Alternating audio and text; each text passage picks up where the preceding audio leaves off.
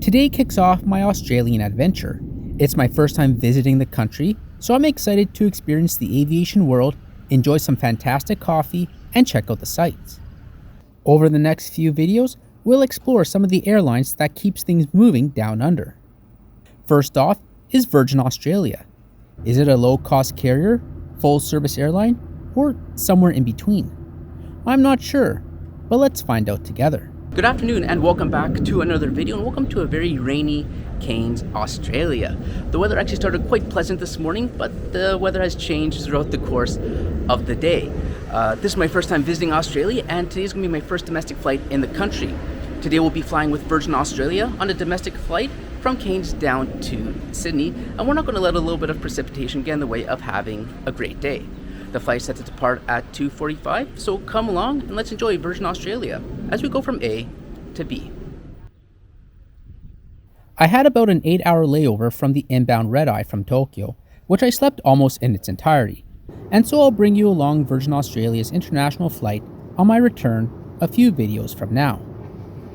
In the meantime, I figured it was best to start to enjoy this wonderful part of the world and took a taxi and headed to the boardwalk.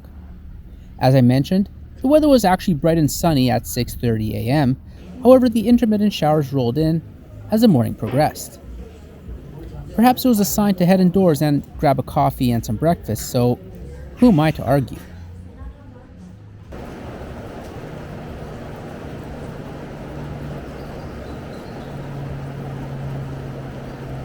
By late morning, the showers became more persistent with no sign of letting up, so I headed back to the airport. The city has a nice quaint center with a scenic boardwalk, so if you're connecting through Cairns and have enough time, I would recommend to get out of the airport for a bit, especially if the weather is nice. Cairns Airport has two terminals, one for international and one for domestic departures, separated by a short few hundred-meter walk. The coffee stand with the seating outside the domestic terminal was inviting, I thought. Street side of the terminal is nothing more than the check-in for the handful of domestic airlines. Since I already checked in Tokyo, I was already set to go and made my way through security. Virgin Australia indicates a maximum of 7 kilograms of carry-on, however at no time was weight or size checked on any of my VA flights.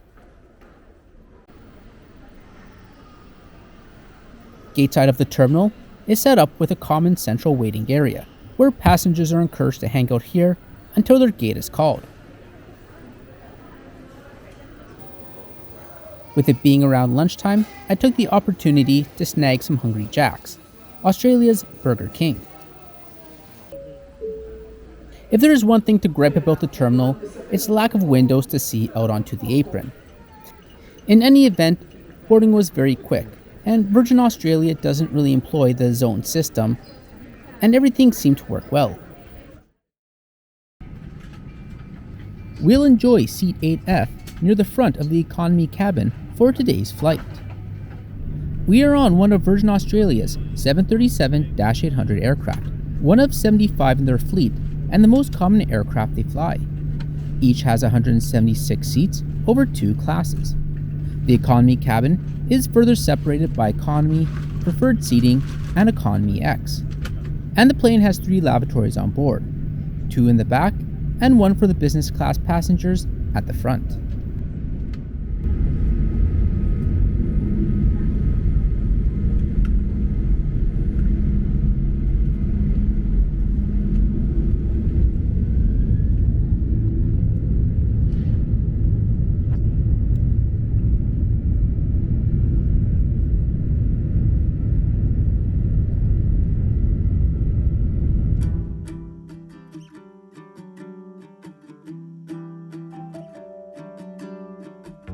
It'll take about 3 hours to reach Sydney this afternoon.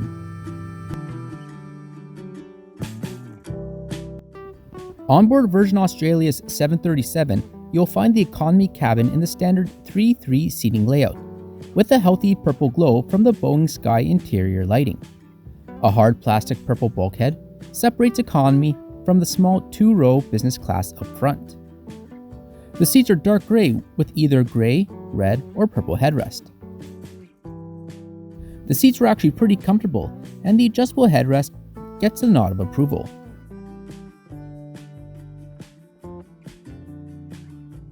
The seat back is simple, providing a coat hook off to the side. Below is the table and a double pocket underneath, which contains the in-flight menu, Wi-Fi connection guide, and safety card. Virgin Australia provides up to 31 inches of seat pitch in economy and preferred seating. Economy X is advertised as providing 40% more legroom, or about 43 inches, while preferred seating is promoted as up front.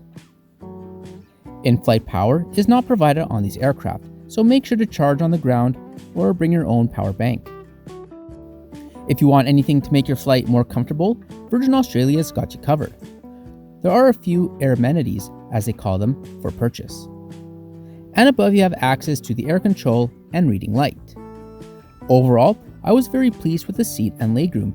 It was more comfortable and more spacious than what you typically find on a low-cost carrier.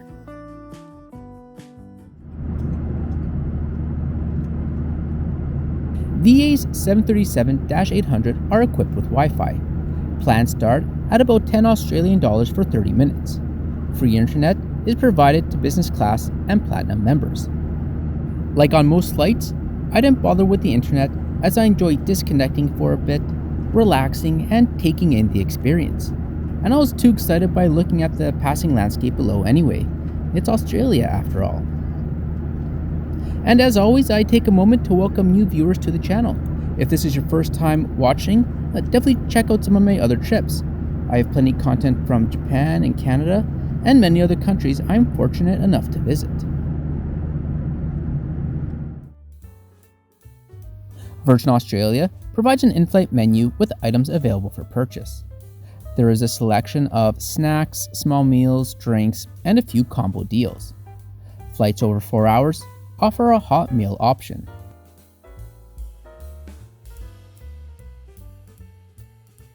I went with one of the combo deals for $20, which includes 2 snacks and a drink. The chocolate muffin tasted very similar to the one I enjoyed on Jetstar last year. And this is my first time trying a Balter XPA, so cheers to visiting Australia. Definitely a trip to remember.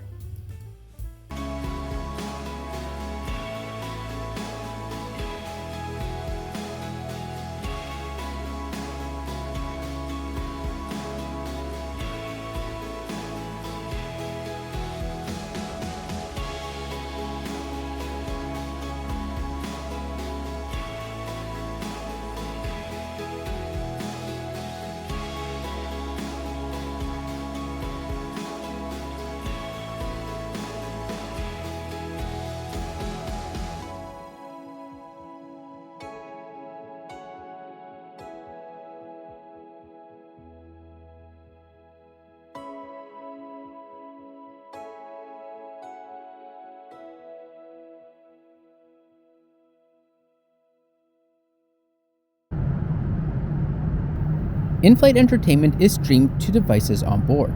They have a healthy library of TV shows and movies to enjoy. It's not as big as what you expect on the full-service airline, but you should have little trouble finding something you'd enjoy. The user interface was smooth and responsive. However, videos at times did freeze for a moment from time to time, something I experienced on both my domestic Virgin Australia flights. And just before we land, here's a look at one of the rear lavatories on board. It was generally clean and your standard 737 washroom.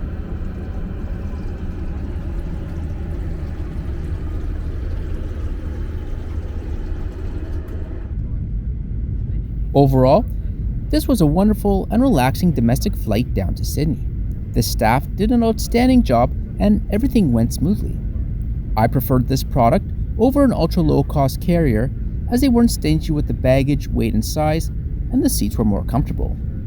The onboard menu offers a nice selection as well. You can always pick up something on the ground at the store to enjoy on board too, sans alcoholic beverages. The only thing to take note of is the lack of power outlets and to bring a power bank if you intend to use your device for some time. This was an open jaw ticket, with the inbound arriving at Sydney and my return to Tokyo from Brisbane, under the choice category, which provided preferred seating at no extra cost. International multi-city itineraries cannot be booked on the Virgin Australia website, but can be done by giving them a ring. It was my first time calling to buy tickets, and it was a very easy process. Although Virgin Australia does not belong to any airline alliance, they do have agreements with many airlines. As an Air Canada Aeroplan member, I'm able to earn Aeroplan points on my whole trip. Status qualifying miles and status qualifying segments can only be earned on domestic flights such as this.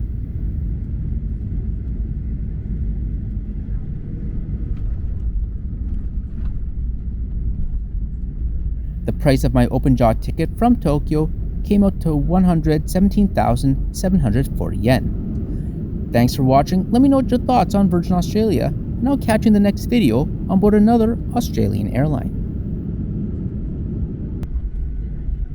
Welcome to Sydney. The time here is 6:40 a.m. We'll be getting into the gate soon.